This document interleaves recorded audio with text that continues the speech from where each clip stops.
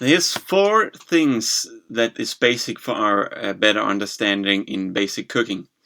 It's carbohydrate, it's fat, it's water, and it's protein. Follow me when I'm talking about these four things and giving examples for them in your cooking. Coming up.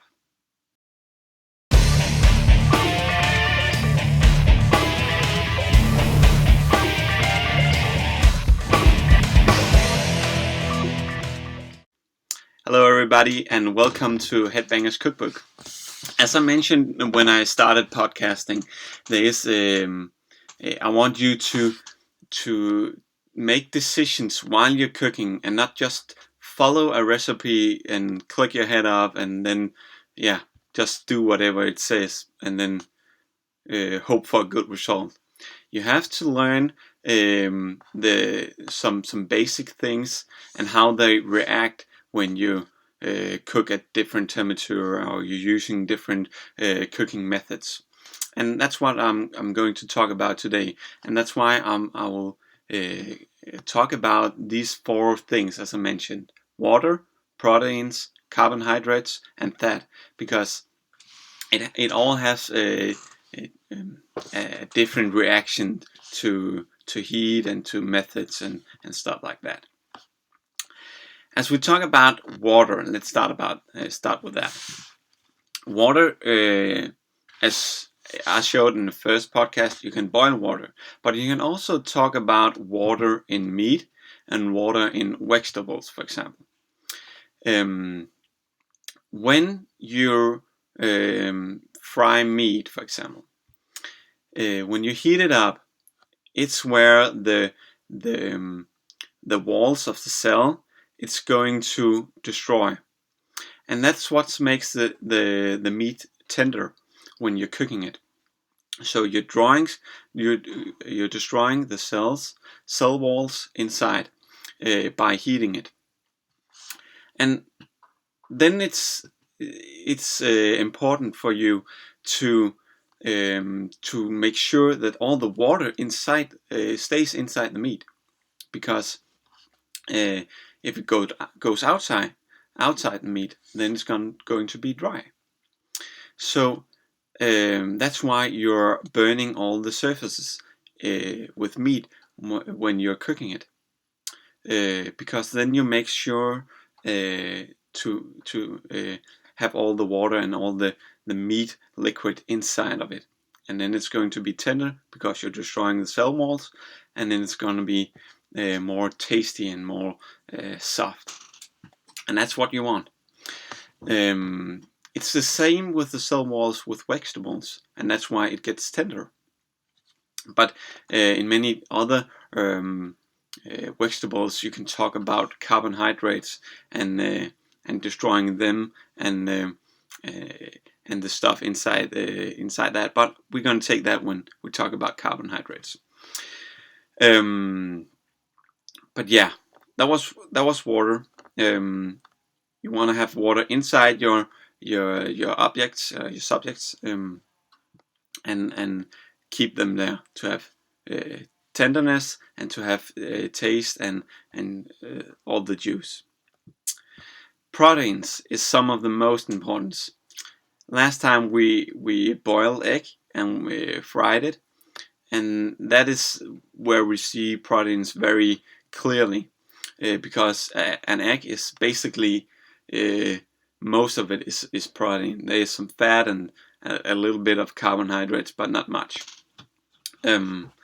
So in old times, we actually called the proteins for egg white stuff, because your understanding of it was that the egg white stuff was the foundation, and then you found out, oh, it's protein, and it's also in meat, and it's also in vegetables and different other places, so you called it something else.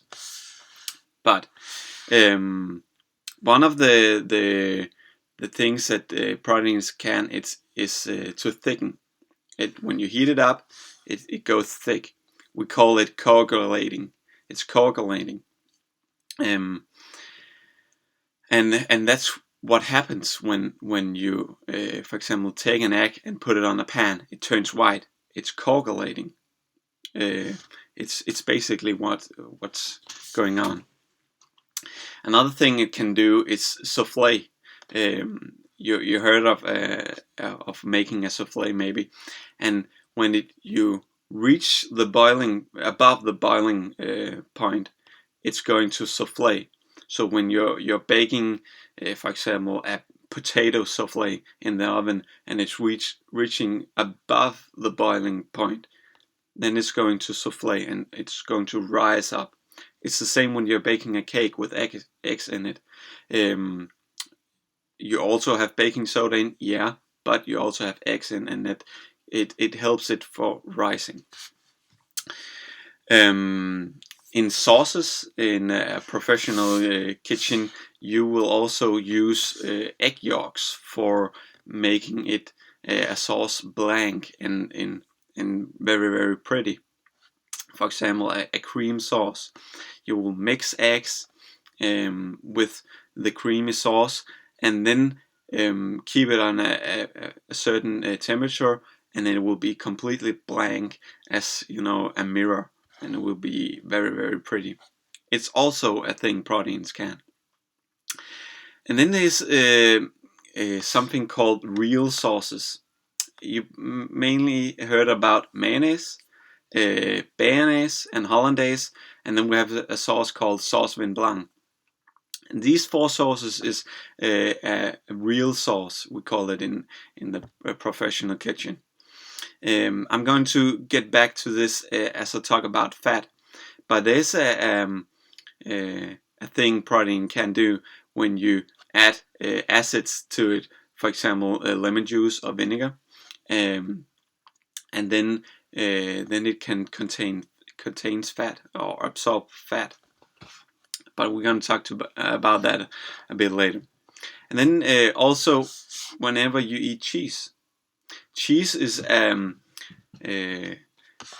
is made. You cannot make cheese without the proteins, because you add something to the proteins, so it actually coagulating, and then you collect it all together and press the juice out of it and dries it, and then you have cheese. So it's basically it. But you have it in other places than eggs and milk too. You also have it in corn products, wheat or and other stuff. You're making bread out of it. And it's in bread, you're calling the protein for gluten, and many of you have heard about gluten, because these days everybody talks about gluten, but it's a good thing. The Italian has always done very high gluten bread. For example, ciabatta.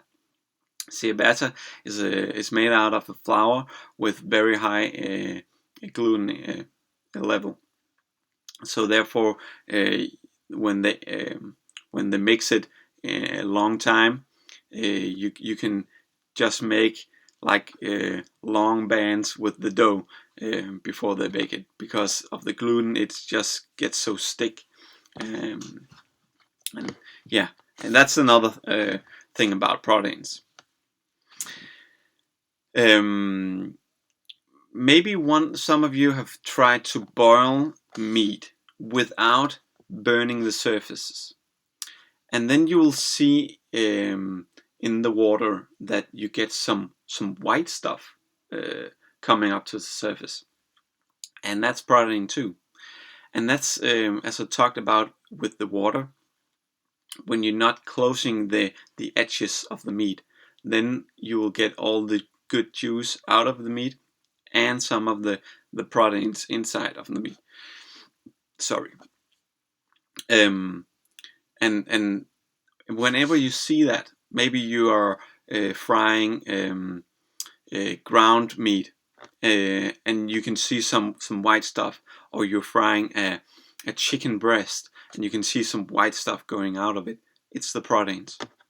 Just so you recognize it and know what's going on. Carbohydrates, to talk about that for a minute, has three mainly things they can do. It can sweeten things. You know it from sugar, glucose, and whatever you're making candy of, or desserts or cakes, and it's carbohydrate. It can caramelize, and that's a bit funny to talk about for a minute, because does any of you know what is actually going on when you put a piece of meat on the pan and it turns brown? Because it's actually a slight of caramelization on the top of the meat. So you're putting your meat on the pan, it turns brown, and it's the carbohydrate that's frying and caramelizing. And that's a sign that you have closed the edge. But it's funny because you're not thinking about that it's actually sugar on the edge that's browning. I didn't in this before I knew it. So, and then carbohydrates is other than just sweeten things. It's also to make, for example, a sauce thick. You can do that with a lot of products. Corn.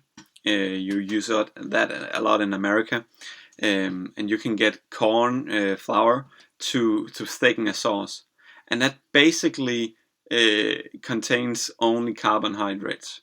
So some of the carbohydrates is good for thickened things, and doesn't sweeten that much.